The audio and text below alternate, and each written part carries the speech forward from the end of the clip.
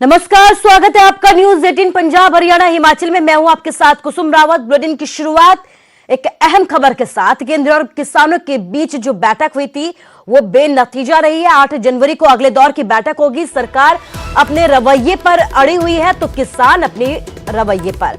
बैठक के बाद कृषि मंत्री नरेंद्र तोमर का बयान सामने आया है कि अगली बैठक में कोई रास्ता निकलने की उम्मीद है, लेकिन फिलहाल जो बैठक कल शाम को हुई है वो बैठक बेनतीजा रही है और एक बार फिर से 8 जनवरी को केंद्र और किसानों के बीच अगली बैठक होगी। तो फिलहाल बड़ी बात यह है कि जो कल हुई बैठक है वो बेनतीजा थी। इस बैठक में भी किसी तरीके का कोई हल नहीं निकल पाया है।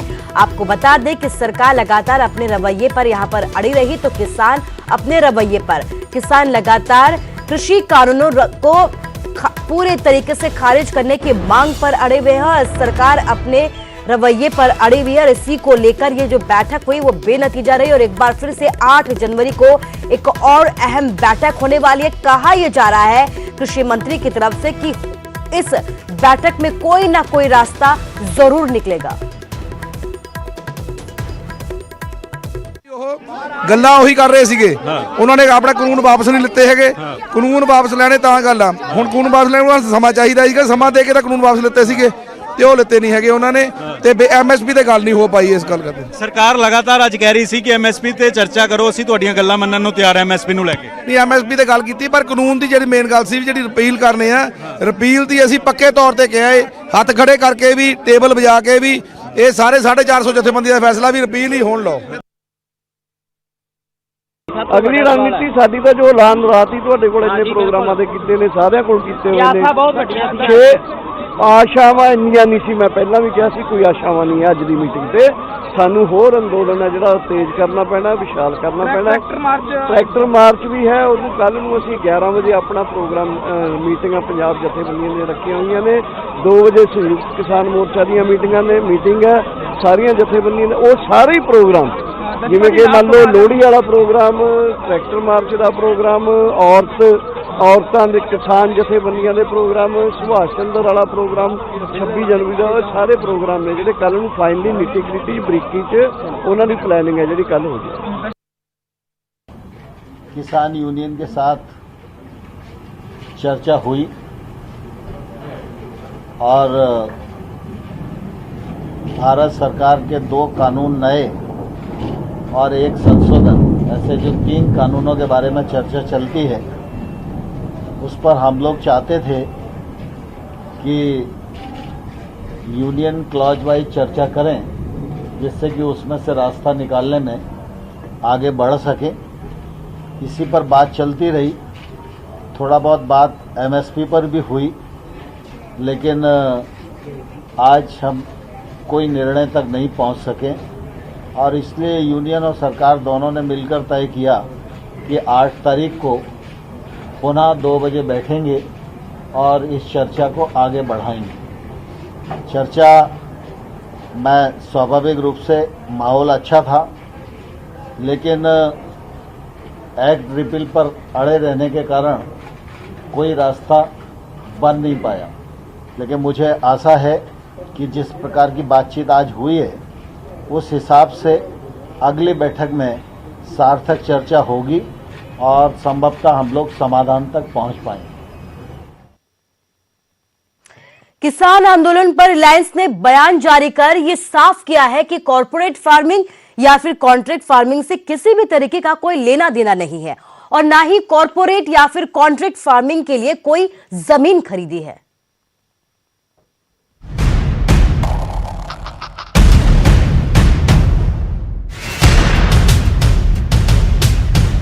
देश में एक तरफ जहां किसान आंदोलन चल रहा है तो वहीं दूसरी तरफ कुछ जगहों पर कॉरपोरेट घरानों की संपत्ति को नुकसान पहुंचाया जा रहा है। देश की सबसे बड़ी company Reliance Punjab Haryana high court की शरण पहुंची है। कंपनी ने पंजाब के अंदर अपने मोबाइल टावरों को हुए नुकसान पर अदालत का दरवाजा खटखटाया है। कंपनी ने अपनी पिटीशन में कहा कि किसानों के बहाने कुछ प्रतिद्वंदी उनकी संपत्ति को नुकसान पहुंचा रहे हैं। ऐसे में कंपनी ने अदालत के जरिए मांग की है कि उसकी संपत्ति और कर्मचारियों की सुरक्षा सुनिश्चित की जाए।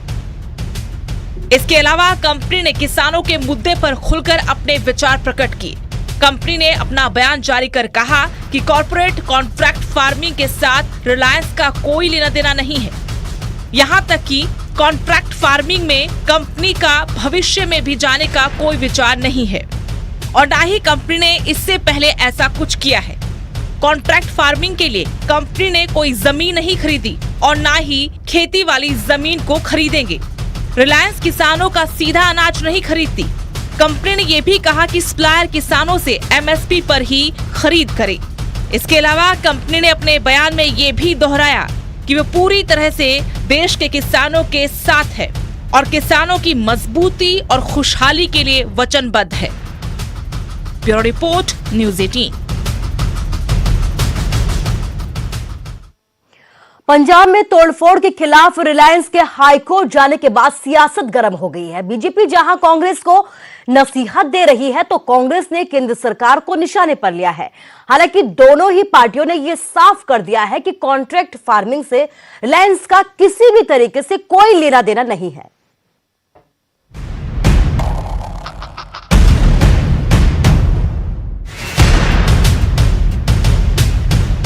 रिलायंस कंपनी ने किसानों के आंदोलन की आड़ में अपने प्रतिस्पर्धियों के खिलाफ संपत्ति की तोड़फोड़ का आरोप लगाया है और इसके बाद कंपनी ने हाईकोर्ट का रुख किया।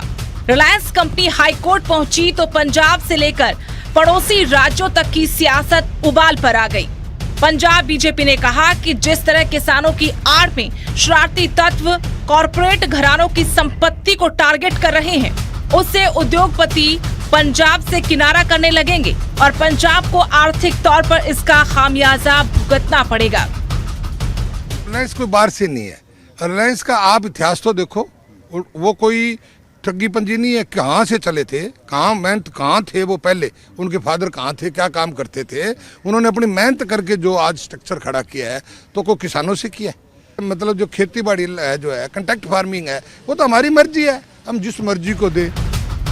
रिलायंस की तरफ से हाईकोर्ट जाने पर पंजाब कांग्रेस का बयान भी आया है। कांग्रेस ने कहा कि ना तो प्रदेश की सरकार और ना ही किसान रिलायंस के खिलाफ हैं, बल्कि सारी समस्या केंद्र सरकार की वजह से पैदा हुई है। लड़ाई केंद्र सरकार के खिलाफ है, उद्योगपतियों के खिलाफ नहीं। शरारती तत्वों की तरफ से संपत्ति को पहुंचाए जा रहे नुकसान को लेकर हरियाणा और हिमाचल की सरकार भी सख्त है। आंदोलन की आड़ में नुकसान कर रहे शरारती तत्वों के खिलाफ कार्रवाई की तैयारी कर रही है। जिस तरह से नरेंद्र भाई मोदी के नेतृत्व में केंद्र में जो हमारी सरकार है और नरेंद्र भाई मोदी और हमारी सरकार किसानों के हितैषी हैं और जो भी फैसले लेते हैं वो किसानों के हक में लेते हैं। पंजाब रिलायंस के कुछ टावर्स को नुकसान पहुंचाया गया है। किसान जथेबंदियों ने भी इस तोड़फोड़ का विरोध किया था। अब रिलायंस ने हाईकोर्ट में पिटीशन दाखिल की है कि किसानों की आड़ में उनके प्रतिस्पर्धी कंपनी की संपत्ति को नुकसान पहुंचा रहे हैं। रिलायंस ने यह भी साफ किया कि कंपनी हमेशा किसानों के साथ खड़ी है और किसानों के नाम पर शरारती तत्व उनकी संपत्ति के साथ तोड़फोड़ कर रहे हैं। Bureau report, news 18। रेवाड़ी में नेशनल हाईवे 48 पर दिल्ली जयपुर हाईवे पर किसान लगातार डटे हुए हैं। 13 दिसंबर से किसान मसानी के खलियावासा गांव के पास हाईवे पर आंदोलन कर रहे हैं तो दूसरी तरफ पुलिस ने बैरिकेडिंग की है ताकि किसान आगे ना बढ़ पाए। और जब किसानों के एक जत्थे ने बैरिकेडिंग तोड़कर आगे बढ़ने की कोशिश की तो किसानों को रोकने के लिए पुलिस ने आंसू गैस के गोले छोड़े, जिसमें कई किसान घायल भी हुए हैं। फिलहाल किसान शांतिपूर्ण तरीके से अपने आंदोलन पर बैठे हुए हैं। दो तस्वीरें आपके सामने हैं जहां पर आप देख सकते हैं कि पहले किस तरीके से पुलिस और आंदोलनकारियों के बीच टकराव हुआ। इसके बाद की तस्वीरें भी आपके सामने हैं जहां पर कई किसान अभी भी लगातार डटे हुए हैं। उनका ये कहना है कि जब तक मांगे पूरी नहीं होती तब तक वो यहीं पर डटे रहेंगे। हालांकि इस नोकझोंक में कुछ किसान घायल भी हुए हैं, कुछ पुलिसकर्मी भी घायल हुए हैं, लेकिन किसानों का ये कहना है कि वो हार नहीं मानने वाले।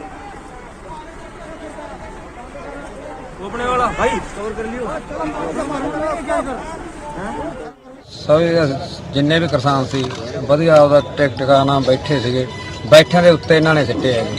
ਆ ਮੂਹਰੇ ਟਰੱਕ ਖੜੇ ਸੀਗੇ, ਕੁਛ ਨਹੀਂ ਕਰਿਆ ਸੀ। ਜੇ ਅਸੀਂ ਹੱਲਾ ਗੁੱਲਾ ਕਰਿਆ ਹੋਵੇ ਤਾਂ ਵੀ ਕਹਿ ਦਈਏ ਵੀ ਅਸੀਂ ਹੱਲਾ ਗੁੱਲਾ ਕਰਿਆਗਾ, ਕੋਈ ਹੱਲਾ ਨਹੀਂ ਕਰਿਆ, ਗੁੱਲਾ ਨਹੀਂ ਕਰਿਆ। ਇਹਨਾਂ ਨੇ ਮੇਨ ਉੱਥੋਂ ਗੋਲੇ ਭਰਾਏ ਆ, ਡੇਟ ਲੰਘੀ ਵੀ ਆ ਸਭ ਗੋਲਿਆਂ ਦੀ, ਕੋਈ ਗੋਲਾ ਚੈੱਕ ਕਰਾ ਕੇ ਦਿਖਾ ਦਿੰਦੇ ਤੁਹਾਨੂੰ, ਸਾਰਿਆਂ ਦੀ ਡੇਟਾਂ ਲੰਘੀਆਂ ਹੋਈਆਂ ਜਿੰਨੀਆਂ ਮਾਰੇ ਆ। ਕਈ ਬੰਦੇ ਦੇ ਟਾਂਕੇ ਵੀ ਲੱਗੇ ਆ, ਤਿੰਨ ਚਾਰ ਟਾਂਕੇ ਸਿਰ 'ਚ ਵੀ ਵੱਜੇ, ਉਹਨੇ ਤਿੰਨ ਚਾਰ ਟਾਂਕੇ ਲੱਗੇ, 2 ਬੰਦੇ ਹੈਗੇ। ਗਿੱਟਿਆਂ ਦੇ ਟੁੱਟ गए, बहुत अत्याचार करे। जो भी हथगोले इन्होंने कल फेंके हैं 3 घंटे तक लगातार उनके चले हैं, आंसू गैस के गोले हो, चाहे उसमें लाठीचार्ज हो, चाहे वो रबड़ की गोलियां हो, लगातार चली है। हम शांतिपूर्ण आगे जाने की कोशिश कर रहे थे, मगर उन्होंने आज कल तो ऐसे दिखा दिया कि किसान इस देश के नहीं है, किसी दूसरे देश के हो। ऐसे उन्होंने अचानक से हमला हमारे ऊपर किया, जो अभी घाव आप लोगों ने देखे हैं। मगर ये जो कार्रवाई है उससे किसान का हौसला डिगा नहीं है। हम फिर भी रात भर यहाँ से मौसम आप देख रहे हो, उसके बावजूद डटे हैं। कुछ साथी हमारे इंजर्ड भी हुए हैं, उसके बावजूद इतने नाके हमने पार कर लिए, तो ये भी नाका पार करके हम बिल्कुल दिल्ली जाएंगे। पिछले 1 महीने से ज्यादा का वक्त हो चुका है, लेकिन किसान लगातार अपने आंदोलन पर डटे हुए हैं और महिलाएं भी अब इस आंदोलन में लगातार बढ़ चढ़कर हिस्सा ले रही हैं। ट्रैक्टर चलाकर महिलाएं टिकरी बॉर्डर पर पहुंची। महिलाओं ने कहा कि नेताओं को क्या पता कि खेती कैसे होती है। इन महिलाओं ने पीएम मोदी पर भी यहां जमकर निशाने साधे। ਜਿਹੜੀ ਸੈਂਟਰ ਦੀ ਸਰਕਾਰ ਨਾਲ ਸਾਡਾ ਪੰਗਾ ਪਿਆ ਹੋਇਆ ਹੁਣ, ਇਹ ਸਰਕਾਰਾਂ ਕੀ ਸਮਝਦੀਆਂ ਨੇ ਕਿ ਕਿਸਾਨਾਂ ਨੂੰ ਕੁਝ ਪਤਾ ਹੀ ਨਹੀਂ ਹੈ। ਇਹ ਸਾਨੂੰ ਦੱਸ ਰਹੇ ਨੇ ਕਿ ਇਹ ਕਿਸਾਨ ਨਹੀਂ ਹੈ ਜੋ ਟਰੈਕਟਰਾਂ ਦੀ ਘੁੰਮ ਰਹੇ ਆ। ਸਾਡੀ ਕੱਲੀ ਪੰਜਾਬ ਦੀ ਔਰਤ ਨੂੰ ਟਰੈਕਟਰ ਟਰਾਲੀ ਸਭ ਅਸੀਂ ਚਲਾਉਣਾ ਜਾਣਦੇ ਆ, ਸਭ ਆਪਣੇ ਟਰੈਕਟਰ ਲੈ ਕੇ ਅਸੀਂ ਇੱਥੇ ਪਹੁੰਚੇ ਹਾਂ ਦਿੱਲੀ ਦੇ ਵਿੱਚ। ਅਸੀਂ ਤਾਂ ਹੜਕ ਤੇ ਇਹਨਾਂ ਦੇ ਮਤਲਬ ਕਿ ਧਰ ਕੇ ਨਾ ਗੋਡਾ, ਸਾਰੇ ਹੱਕ ਆਪਣੇ ਵਾਪਸ ਉਹਨਾਂ ਟਾਈਮ ਨਹੀਂ ਜਾਵਾਂਗੇ ਜਿੰਨਾ ਚਿਰ ਇਹ ਕਾਲੇ ਕਾਨੂੰਨ ਰੱਦ ਨਹੀਂ ਨਾ ਕਰਦੇ। ਅਸੀਂ ਇੱਥੇ ਹੀ ਬੈਠਾਂਗੇ, 2024 ਤੱਕ ਬੈਠਣਾ ਪਿਆ ਅਸੀਂ ਬੈਠਾਂਗੇ, ਕਿਉਂਕਿ ਰਾਸ਼ਨ ਪਾਣੀ ਅਸੀਂ ਆਪਣਾ ਨਾਲ ਲੈ ਕੇ ਆਏ ਆ। ਜੋ ਸਾਡੇ ਹਰਿਆਣੇ ਦੇ ਭਾਈਚਾਰਾ ਸਾਡਾ ਉਹ ਇੰਨਾ ਸਾਥ ਦੇ ਰਿਹਾ ਹੈ, ਸਾਨੂੰ ਕਿਸੇ ਵੀ ਕਮੀ ਦੀ ਤੋਟ ਨਹੀਂ ਆ ਰਹੀ ਹੈਗੀ। ਸਾਨੂੰ ਦੁੱਧ ਤੋਂ ਲੈ ਕੇ ਲੱਸੀਆਂ ਤੋਂ ਲੈ ਕੇ ਰਾਸ਼ਨ ਪਾਣੀ ਇੰਨਾ ਪਹੁੰਚਾ ਰਹੇ ਨੇ, ਫਲਾਂ ਤੋਂ ਲੈ ਕੇ, ਮਤਲਬ ਕਿ ਕੋਈ ਕਮੀ ਨਹੀਂ ਕਿਸੇ ਵੀ ਚੀਜ਼ ਦੇ ਵਿੱਚ। ਜਿੰਨਾ ਚਿਰ ਸੈਂਟਰ ਸਰਕਾਰ ਸਾਡੀਆਂ ਮੰਗਾਂ ਨਹੀਂ ਮੰਨਦੀ ਨਾ, ਅਸੀਂ ਉਹਨਾਂ ਟਾਈਮ ਸਾਡੇ ਬਜ਼ੁਰਗਾਂ ਦੇ ਨਾਲ, ਸਾਡੇ ਭਰਾਵਾਂ ਦੇ ਨਾਲ ਮੋਢੇ ਦੇ ਨਾਲ ਮੋਢਾ ਲਾ ਕੇ ਖੜੇ ਹਾਂ। 26 तारीख को हमने सब ट्रैक्टर चलाने सीख लिया है, हम जाएंगे अंदर जाएंगे बस। अब सरकार से बातचीत भी चल रही है, अब तो क्या लगता है समाधान होगा? नहीं होगा तो फिर हमारे सीनियर बताएंगे क्या होगा। पूरी तैयारी है? पूरी। कब तक रुकेंगे यहाँ? जब तक हमारी मांगे नहीं मांगी जाती। बरनाला में बीजेपी नेता हरजीत ग्रेवाल का विरोध करना 3 युवकों को महंगा पड़ गया। पुलिस ने इनके खिलाफ मामला दर्ज किया है और एक युवक को गिरफ्तार कर भटिंडा जेल भेज दिया है। दरअसल बरनाला के धनोला कस्बा में बीजेपी नेता हरजीत ग्रेवाल के पैतृक घर के आगे मुर्दाबाद के नारे लिखे गए थे। इसके साथ ही हरजीत ग्रेवाल का सामाजिक बहिष्कार करने की भी अपील की गई थी। पुलिस के मुताबिक ये नौजवान कस्बे का माहौल खराब करने की कोशिश कर रहे थे, जिसके बाद पुलिस ने मामला दर्ज कर गिरफ्तार कर लिया है। ਜਿਹੜੇ ਹੈਗੇ ਨੇ ਆਪਣੇ ਹਰਜੀਤ ਸਿੰਘ ਗਰੇਵਾਲ ਦੀ ਰੈਜ਼ੀਡੈਂਸ ਹੈਗੀ ਹੈ। ਵੈਸੇ ਤਾਂ ਉਹ ਬਾਹਰ ਰਹਿੰਦੇ, ਉੱਥੇ ਲੋਕ ਲੱਗਾ ਹੋਇਆ ਸੀਗਾ। ਜਸਪ੍ਰੀਤ ਸਿੰਘ, ਜੱਸੀ, ਛੋਟਾ ਸਿੰਘ ਅਤੇ ਸਰਜੀਤ ਸਿੰਘ ਨੇ ਉਹਦੇ ਗੇਟ ਤੇ ਉਹਨਾਂ ਦੇ ਖਿਲਾਫ ਕੁਝ ਗਲਤ ਸ਼ਬਦਾਵਲੀ ਲਿਖੀ ਸੀ, ਜਿਸ ਨਾਲ ਉਹਨਾਂ ਨੇ ਕੁਝ ਘਾਉ ਟੈਕਚਰ ਕੀਤਾ। ਜਿਸ ਤੇ ਇਹਨਾਂ ਦੇ ਖਿਲਾਫ ਮੁਕੱਦਮਾ ਨੰਬਰ 1 ਮਿਤੀ 2/21 ਅੰਡਰ ਸੈਕਸ਼ਨ 153 149 IPC ਤਹਿਤ थाना धनौला केस रजिस्टर किया गया। जसप्रीत सिंह जस्सा नूं इहदे गिरफ्तार करके जुडिशियल बंद कराया गया। साइबर सिटी एक बार फिर से गोलियों की आवाज से गूंज उठी। गुरुग्राम और पुलिस के बीच यहां पर बदमाशों और पुलिस के बीच मुठभेड़ हुई है। पुलिस के इस एनकाउंटर में 2 बदमाशों को गोली भी लगी है, जबकि 3 मौके से फरार बताया जा रहा है। एनकाउंटर में एक पुलिसकर्मी भी घायल हुआ है। दरअसल पुलिस को खबर मिली थी कि स्कॉर्पियो सवार बदमाश गुरुग्राम में किसी बड़ी वारदात को अंजाम देने के लिए पहुंचे हैं, जिसके बाद पुलिस ने बदमाशों का पीछा किया, लेकिन बदमाशों ने पुलिस पर यहां पर हमला बोल दिया। संदीप और सुनील पर राजस्थान और हरियाणा में कई मामले दर्ज हैं।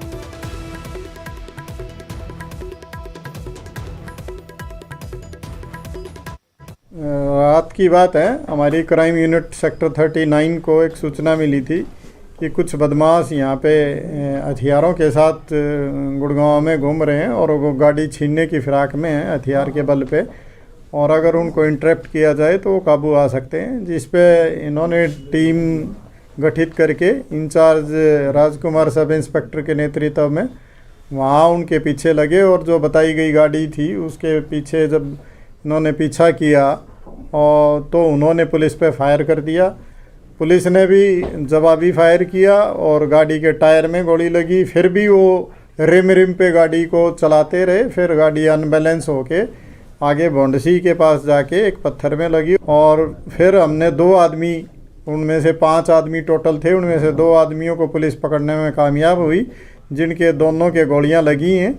उनको हमने हॉस्पिटलाइज करवा दिया है और आगे की पूछताछ की जा रही है।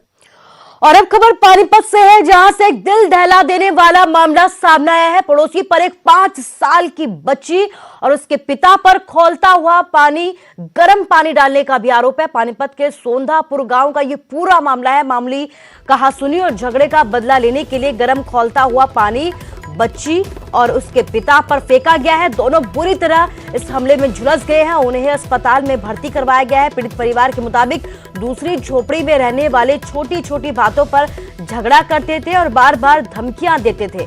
फिलहाल पुलिस ने मामला दर्ज कर जांच शुरू कर दी है।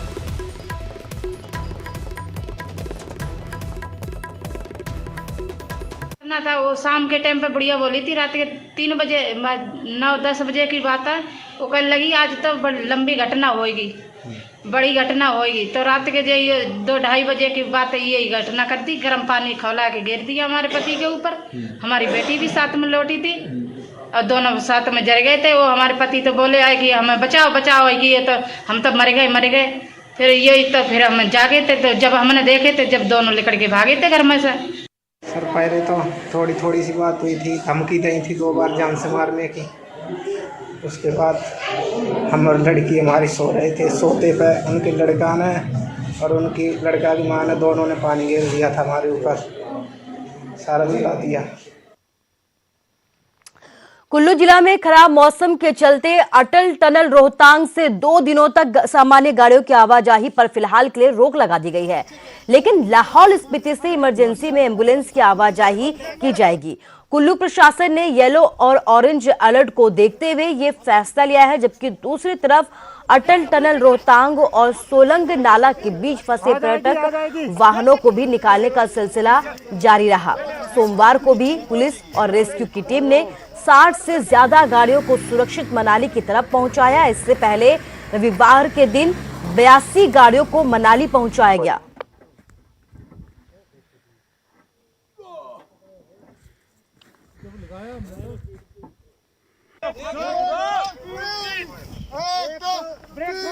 ज्यादा जानकारी के लिए हमारे संवाददाता रणवीर सिंह शिमला से और विचित्र शर्मा धर्मशाला से लाइव जुड़ गए हैं। रणवीर, सबसे पहले आपसे ये जानना चाहूंगी कि जिस तरीके से मौसम विभाग ने अलर्ट जारी किया था और आज भी ये अलर्ट जारी हुआ है, तो क्या कुछ अपडेट वहां से और कैसा मौसम का मिजाज, कैसी तस्वीरें, क्योंकि कल आपने बताया था मौसम वहां पर साफ था, आज कैसा माहौल? देखिए, देर रात से ही मौसम खराब शुरू होना हो गया था, हवाएं चल रही थी। इस वक्त भी शिमला का जो नज़ारा है वो देखिए, यहाँ से बेशक खूबसूरत लग रहा है, लेकिन तापमान जो है 2 डिग्री इस वक्त है और बर्फीली हवाएं यहाँ पर चल रही है। सामने वाली पहाड़ियों में बर्फ गिरी है और बर्फीली हवाएं लगातार चल रही है। बादल जो है आसमान में छाए हुए हैं। जिस तरह से मौसम विभाग का पूर्वानुमान था कि जिस तरह से सोमवार और मंगलवार के लिए ये अलर्ट जारी किया गया था, लेकिन सोमवार शाम तक मौसम साफ था, लेकिन आज ये लग रहा है कि शायद बर्फबारी हो सकती है। हवाएं जिस तरह से चल रही है इस लिहाज से ये लग रहा है और बादल भी काफी छाए हुए हैं। देर रात से ही जो है थंडरिंग हो रही थी, लेकिन यहाँ पर फिलहाल ये तस्वीरें काफी शानदार है, काफी खूबसूरत है, बेहद शांत ये शिमला लग रहा है। भीड़ भाड़ जो है अभी नजर नहीं आ रही है। ठंड इतनी ज्यादा है इसलिए लोग जो है घरों में रुके हुए हैं, लेकिन एहतियात जो है प्रशासन ने बरती है। जिस तरह की तस्वीरें निकल कर आई थी प्रदेश के अलग अलग कोने से कि किस तरह की परेशानियां हो सकती हैं, उसको देखते हुए एहतियात बरती गई है। जो अमला है, जो आपात स्थिति में काम करता है, चाहे वो रोड को हटाना हो, चाहे एम्बुलेंस का रास्ता ठीक करना हो, वो अमला जो है इख्तियार है और साथ ही लोक निर्माण विभाग की रणवीर, आपको यहीं पर रोकना चाहूंगी। विचित्र भी हमारे संवाददाता धर्मशाला से हमारे साथ बने हुए। विचित्र, आपसे ये जानना चाहूंगी कि कल सवेरे आपने हमें सूरज देवता के दर्शन कराए थे कांगड़ा से, इसके साथ ही आज क्या हाल है? क्या सूरज देवता निकले हैं या फिर बादलों के बीच छुपे हुए हैं? कैसा मौसम वहां पे? जी बिल्कुल कुसुम, आपने सही कहा कि बीते कल तो हमने सूरज देवता के दर्शन करवा दिए थे, लेकिन आज वो दर्शन नहीं हो पा रहे, इसलिए क्योंकि आज जो है जो येलो अलर्ट जारी किया गया है, लगता है कि आज उसका असर देखने को मिल सकता है। लेकिन हाँ, बीते कल जो था, जो धौलाधार की जो पहाड़ी थी जहां पर हिमपात हुआ था, वहां पर बादल छाए हुए थे, लेकिन आज ये है कि वहां पर बादल नहीं छाए हुए, बल्कि समूची घाटी में जो है वो बादलों की आगोश में है। चलिए तस्वीरें में मैं साझा करता हूँ कुसुम आपसे, और जो खूबसूरत तस्वीरें हैं खासतौर पर धौलाधार की, ये देखिए। आज ताज़ा हिमपात के दर्शन मैं अपने दर्शकों को जो है वो अपने न्यूज़ 18 के माध्यम से करवाना चाहूंगा, और आप देख सकते हैं कितना खूबसूरत, बेहद ही खूबसूरत नज़ारा जो है हम आज देख पा रहे हैं। अमूमन हम इस धौलीधार के इस तरह का नज़ारा देख नहीं पाते थे, क्योंकि ये बादलों की आगोश में ज़्यादा रहती थी, जिसकी वजह से हम लोग ये दर्शन नहीं कर पाते थे। लेकिन आप देख सकते हैं कि कहीं तो सूरज देवता जो है वो निकला है, और सुनहरी कलर में जो है वो ये धौलीधार दिख रही है, और दूसरी तरफ बिल्कुल आपको सफ़ेद चांदी की तरह जो है ये धौलाधार जो वो दिख रही होगी।